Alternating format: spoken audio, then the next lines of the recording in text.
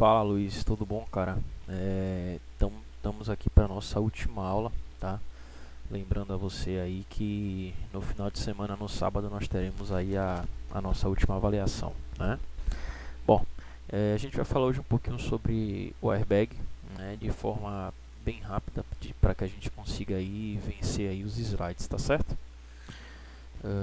Bom, vamos nessa então, né? O airbag basicamente é uma bolsa de ar, que essa bolsa de ar ela é inflada no momento em que a gente tem uma colisão detectada no automóvel, né? Atualmente nós temos cerca de 7 a 8 bolsas de ar, né? Podendo ter mais, acho que se eu não estou enganado chegam a 10, tá? Mas daqui a pouco a gente tira essa dúvida. Mas o mais comum mesmo, né, dentro do automóvel é que a gente tenha entre 6 e 7 bolsas, tá? Então a gente tem as bolsas frontais, né, que são as mais comuns e as que são obrigatórias no país. Essas são duas, né? A gente pode ter as side bags, né, que são bolsas laterais no banco. Então são mais duas, uma em cada lado, tá?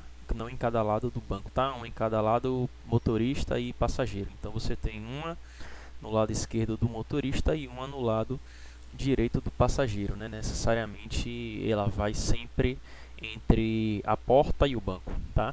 A gente tem nas colunas o airbag de cortina, e em alguns casos específicos a gente tem o airbag de joelho, né? Esse é apenas para o motorista, tá bom?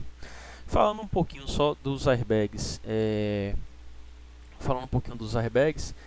a gente tem aqui um gráficozinho de desaceleração pelo movimento dos passageiros, né? Então no momento 1 é quando ocorreu o impacto, o veículo estava aproximadamente uma velocidade de 50 km por hora, né? E aí a gente percebe que um veículo sem airbag, a desaceleração do veículo ela é muito grande, ou seja, ele chega em 0 por hora em quase que 90 milissegundos, né? Isso faz com que a gente tenha como é que eu posso dizer a vocês? Eu vou usar a palavra deslocamento, mas eu queria usar outra palavra, tá? Movimentação. Então a gente tem uma movimentação interna dos ocupantes muito alta, né? Essa movimentação interna pode ser de até 100 centímetros, ou seja, quase 1 metro de deslocamento.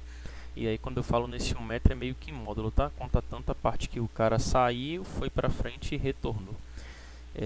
Então a gente tem um deslocamento muito grande, né, dos ocupantes em uma desaceleração muito rápida, né? Dentro do carro isso pode se transformar em um problema, porque o cara se deslocar tanto pode fazer com que ele bata, se choque com alguma parte do veículo e venha se machucar.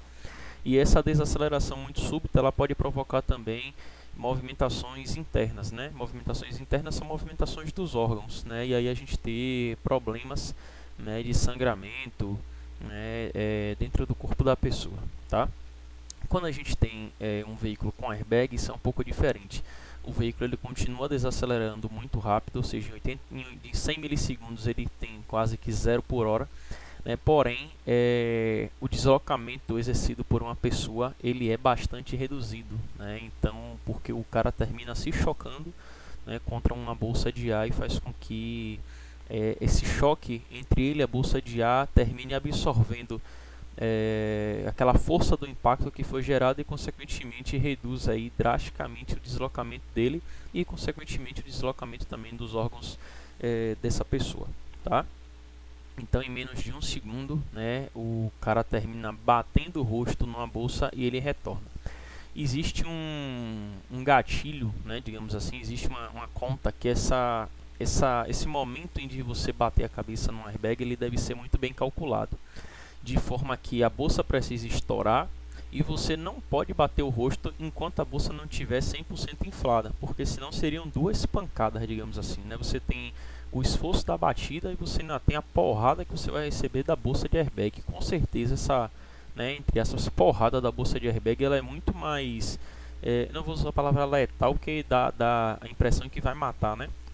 Mas é muito mais forte, né, e vai trazer muito mais problemas para os ocupantes do carro do que se ele batesse no momento correto, que é quando exatamente o sistema ele é projetado. Então a bolsa precisa estar inflada totalmente. Então perceba que isso aqui é 1/20 de segundo e só depois disso então o ocupante ele vem a se chocar com a bolsa, tá? eu ver se esse vídeo vai rodar. Mais um das séries que... esse rodou. Então, a colisão sem airbag, né? Aqui o cara aqui, com certeza aqui, quebrou nariz, quebrou testa, né? Se duvidar, teve até traumatismo craniano. Então, você levaria uma morte aí quase que com toda certeza. E quando a gente tem um airbag, perceba que, né, o deslocamento ele é reduzido e, consequentemente, o escoriamento, né, as escoriações elas também são bastante reduzidas, tá bom? O airbag frontal ele é acionado em duas situações: quando a gente tem uma colisão frontal centralizada ou quando a gente tem colisões com grau de inclinação de até 30 graus, né? Então a gente só tem essas formas de conseguir acionar a bolsa de airbag frontal. Claro que isso passa por um sensor, que esse sensor ele vai medir essa pancada, tá? Tanto a pancada quanto a desaceleração, mas basicamente os mecanismos de acionamento do sistema precisam ser colisões frontais. Quando eu falo frontal, estou falando toda essa área aqui do capô, ou colisões na diagonais em até 30 graus, tá? Se a gente tiver capotamento, né, se o carro com airbag receber uma colisão lateral, se acontecer uma colisão traseira, ou até mesmo manobras extremas em lugares esburacados ou colisões leves, né, o airbag ele não vai ser acionado, tá certo? Existem alguns componentes básicos no sistema de airbag. Aí eu vou listar os componentes básicos no airbag frontal, tá? Sendo que atualmente muitos dos sistemas utilizam um cinto pré-tensionador. E aí depois eu vou estar falando um pouquinho do que é esse cinto pré-tensionador. Mas como eu antecipei para vocês, existem vários tipos de bolsa de airbag, né? As mais comuns são os airbags frontais, que a gente já comentou e vai comentar mais um pouquinho. É um item obrigatório atualmente desde 2014, né? Estão localizados no volante e no painel à frente do passageiro. Existem os airbags laterais, que protegem o torso. Os airbags de cortina, que cobrem a área das janelas, protegendo cabeça e pescoço. O airbag de joelho, que está localizado abaixo do painel. Esses são os mais comuns, né? E agora a gente entra numa seção que não são tão comuns. Os airbags centrais, né? Ele infla no meio do console, protegendo ocupantes inteiramente, inclusive um do outro. Esses airbags eles geralmente tendem a abrir por cima, né? Como assim por cima? Ele não abre ali na frente no multimídia, ele na verdade abre por cima do painel, tá? Mas não é tão comum porque muitas vezes você tem que fazer por dentro do painel você tem que fazer uma camada fina para que o airbag possa estourar por ali. O airbag de cinto, esse é mais comum do que aquele central, localizado na extensão do cinto de segurança como proteção extra, principalmente para pessoas menores. E nós temos aí o airbag de capô, né, que é uma bolsa para proteger o pedestre e evita maior ferimento contra o capô para-brisa. Esses de capô, que eu me lembro, eu só sei que existem em alguns carros da Volvo. O tempo para preenchimento de uma bolsa é de aproximadamente 40 milissegundos, né, rapidez que só é possível através do disparo pirotécnico, do dispositivo pirotécnico, do disparo do dispositivo pirotécnico do gerador de gás, né. As bolsas são contempladas com furos nas laterais que permitem a saída do ar após o enchimento, né? E esses furos eles são nas laterais de propósito, porque a temperatura desses gases ela é altíssima, né? Então ela, se entrasse em contato direto com o rosto da pessoa, com certeza ia gerar diversas queimaduras. Bom, falando um pouquinho das bolsas, essa é a bolsa do motorista, que ela fica localizada na região ali do volante, então por isso que ela é circular. A bolsa do passageiro ela já é um objeto cilíndrico, né? E fica localizado ali no painel, basicamente ali no que seria em cima do porta-luvas, tá? Não é vídeo aqui não. Aqui era para ser um vídeo, né, do disparo da bolsa de airbag. No fundo da bolsa de airbag nós temos conectores amarelos. Isso que é meio, eu não diria patenteado, mas é algo que foi atribuído, né, que toda a fiação do airbag ela seja na cor amarela ou laranja. Alguns casos utilizam vermelho, mas é muito difícil, geralmente é amarelo ou laranja, tá? Então toda vez que você vê uma fiação amarela ou laranja no seu automóvel, você sabe que aquela fiação é do airbag e você jamais deverá partir aquela fiação, porque caso você parta a fiação, podem duas coisas acontecer. A primeira é que nada vai acontecer, então nem o airbag vai ser acionado quando precisar. A segunda é que você pode fazer com que o airbag seja acionado imediatamente, né? E aí você pode fazer com que todas as bolsas se estourem do nada, tá? O sistema de airbag, além da bolsa, ele conta com essa unidade geradora de gás, tá bom? Composto então por ignitor, em geral por nitrato de amônia e azida de sódio. Tá? A gente está vendo essa foto grande, mas ele é bem pequenininho. E aí, bom, quando esse nitrato de amônia e essa azida de sódio ela é aquecido, ele gera uma reação química que vai gerar nitrogênio, né? É o gás que é gerado aí através dessa reação. Isso aqui é como se fosse aquelas pastilhas propilentes que o cara joga lá na água e fica, né, borbulhando, né, aquelas pastilhas de vitamina C. Então, o gerador de gás proporciona uma reação química de explosão controlada, onde há um preenchimento de ar quase que instantâneo na bolsa. Então, aqui é a unidade de ignição, que é essa aqui que a gente viu aqui agora. Essa daqui é a unidade de ignição que ela tem 2 estágios, nem toda bolsa tem 2 estágios. Você detona uma, né, aí por conta de um efeito slash, do efeito chicote, você detona de novo. Então, a bolsa faz um enchimento maior, você bate a cabeça, volta para o banco, ela detona mais uma vez, só para dar um último suspiro, e aí você bate a cabeça de novo, tá?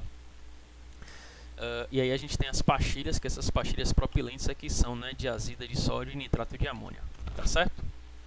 Aí só para você ver aqui, né, mais uma outra imagem. A gente tem um componente também chamado de mola relógio. Essa mola relógio ela fica presente sempre atrás do volante, né, é o único ponto que ela vai estar no carro. E a função dela é permitir o contato da pulsa, né, com a alimentação da central de airbag. Consequentemente, ela também permite que a buzina ela funcione. Isso aqui acontece porque a gente precisa ter um fio alimentando a buzina a bolsa de airbag. Só que como você gira o volante para um lado e para o outro, né, termina acontecendo que se esse fio fosse rígido e você ficasse girando para um lado e para o outro, uma hora esses fios iriam partir, né? Por conta aí da frequência de que você gira o volante, né? Toda hora girando, ia sofrer aquele mesmo esforço do arame.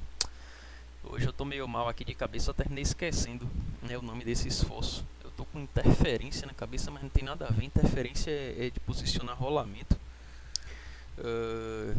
Esforço de fadiga, tá vendo? Uma hora sai. Então a gente ia ter o rompimento dos fios por fadiga, né? Então é necessário que a gente passe essas informações, né? Passe a energia e consequentemente os impulsos através dessa mola relógio. E quando eu falo impulsos é porque quando você aperta na buzina você fecha um contato, quando você movimenta ali o piloto automático, ou passar música, ou trocar música, ou qualquer coisa nesse sentido, né? Você está enviando pulsos para a central de conforto, tá? Então a mola relógio ela permite a condução da corrente elétrica à bolsa do motorista, né? Uma parte aí conecta no gás e a outra parte conecta no chicote, tá? Basicamente é um fio todo enrolado, e aí, como ele é um fio todo enrolado, você não tem problema de enrolar para um lado e enrolar para o outro, tá certo? Para que a bolsa ela possa ser acionada ou não, é necessário hoje que a gente tenha mecanismos de impacto, e basicamente nós temos 2 mecanismos, né? É um mecanismo que a gente chama de mecânico ou padrão americano, e um mecanismo que a gente chama de europeu, e um mecanismo de desaceleração, que a gente chama de padrão europeu. Eles têm essas classificações porque antigamente as bolsas fabricadas no território americano seguiam apenas sensores de impacto, enquanto que os carros fabricados na Europa eles seguiam no sistema europeu, né, eles seguiam apenas os sensores de desaceleração, né? Então depois os 2 sensores eles foram misturados, tá? Bom, então vamos falar um pouquinho dos sensores de impacto. Os sensores de impacto eles ficam localizados para os airbags frontais na parte frontal do veículo, né, de forma que quando ocorrer um choque, né, esses sensores eles sejam deformados, e aí através dessa deformação a informação chega até a central da bolsa de airbag. Então os veículos podem ter um ou mais sensores para identificar um impacto. Normalmente ficam localizados na parte frontal, traseira e lateral da carroceria, só que aí frontal é para o airbag frontal, tá? Traseira seria se tivesse o efeito slash, eu vou falar um pouco mais lá na frente disso, e lateral para quando acionar o airbag lateral e de cortina. Os sensores de impacto se comunicam diretamente com a central essa que é a central de airbag, tá? Não é a central de motor, indicando a colisão através de um sinal elétrico que ativa a ignição do gerador de gás, né? Bom, A central do sistema de airbag, ela fica localizada geralmente no console central, naquela região ali do freio de mão, né? E ela sempre vai ter essa seta aqui para frente, porque dentro dela existe um sensor mecânico de confirmação, né? Que sensor mecânico é esse? Mais ali na frente, né, no próximo slide eu devo mostrar para você uma foto, mas é como se a gente tivesse uma mola, a gente tem uma mola, uma esfera na frente da mola e um contato elétrico aqui. Quando a desaceleração é muito grande e o impacto é muito grande, o que é que acontece? Aquele sensor que a gente viu agora na frente do carro informa a central que aconteceu um acidente, né, que aconteceu um impacto. E aí, como a desaceleração é grande, essa molazinha ela recua totalmente, ela fecha aqui esses dois contatos. É como se fosse um sistema de segurança, tá? E aliado a isso a gente também tem um sensor de desaceleração. Então sua localização varia com os modelos, mas é normalmente encontrado próximo aos entre os bancos dianteiros do veículo, na parte ali do comando, tá? A seta sempre tem que ser apontada para frente, inclusive é um sistema OIAPOC, veja que tem 3 parafusos, então não tem como você montar isso aqui em uma posição errada, né? Ele existe um capacitor de backup, então mesmo que o veículo esteja sem bateria, esse sistema continua funcionando, mas como todo capacitor isso não é para sempre, então esse sistema geralmente consegue ainda ser alimentado por 5 a 7 minutos. A gente tem o sensor mecânico que eu comentei com você, né, que é o sensor de segurança, e o acelerômetro, tá? Deixa eu passar aqui. Bom, aqui foi o que eu falei, aqui o sinal de sensor de aceleração, ou o sinal de sensor de desaceleração aqui, tá? E aqui o sensor de impacto. Pré-tensionador do cinto de segurança, geralmente ele pode ficar em 2 pontos, ou ele fica aqui em cima no carretel do cinto, ou ele fica lá embaixo, naquela imagem logo lá do início. É localizado junto ao cinto de segurança, tanto na fivela quanto na coluna, né, e possui um dispositivo que em situação de impacto ele dispara, e aí ele faz com que o carretel seja recolhido violentamente, puxando você para a posição que seria, né, a posição de impacto, né, a posição frontal aí do seu corpo em relação ao banco, né. Esse disparo tensiona o cinto de segurança em uma velocidade de aproximadamente 20 milissegundos, impedindo que o ocupante se desloque no assento durante o impacto, tá? Deixa eu ver se aqui tem filminho. Não, né? Só a imagem. Aqui que eu acho que é um filme. Também não, só a imagem. Rapaz, tinha uns filmes aqui nesse sistema. Não sei porque tá mais assim, não. Tá? Existe também um sensor de ocupação. Antigamente isso era pouco comum. Só era em carro top. Eu lembro muito da Captiva que tinha isso, mas hoje já é bem mais comum. O sensor de ocupação é mais ou menos uma balança, digamos assim, né? Que ele consegue identificar não é nem a presença de ocupante, mas ele consegue identificar, entre aspas, né, o peso da pessoa. Por quê? Quando a pessoa tem menos de 35 quilos, né, se houver uma colisão, é melhor que a bolsa não estoure, no caso dela, do que se a bolsa estourar. Então é um sistema que ele consegue, né, não é bem uma balança, porque ele não fica medindo o peso da pessoa, mas ele entende quando tiver alguma coisa com 35 quilos, né? Uma criança, por exemplo, ou sei lá, você botou uma sacola com alguma coisa ali na frente do carro, a bolsa do passageiro ela não vai ser detonada, beleza? E para finalizar, acho que a gente não vai conseguir ver tudo, a gente tem a lâmpada de anomalia, né? Uma lâmpada que fica localizada no cluster, tá certo? E se essa lâmpada, né, você ligou o carro, ela tem que acender e 5 segundos depois ou 3 segundos depois apagar. Se ela se permanecer acesa, né, durante o trajeto do veículo, indica que o sistema não estará em funcionamento. Então você pode bater o carro que as bolsas de airbag elas não vão detonar. Beleza? Bom, é isso daí. A prova então vai até essa parte aqui. Eu vou deixar todo esse material aqui disponível para você poder revisar, mas a prova só vai até onde a gente conseguiu avançar. Tá bom, Luiz? Um abraço, cara. Para a aula de hoje, então você faz um resumo, né, para que serve o airbag e como é a fabricação da bolsa de airbag.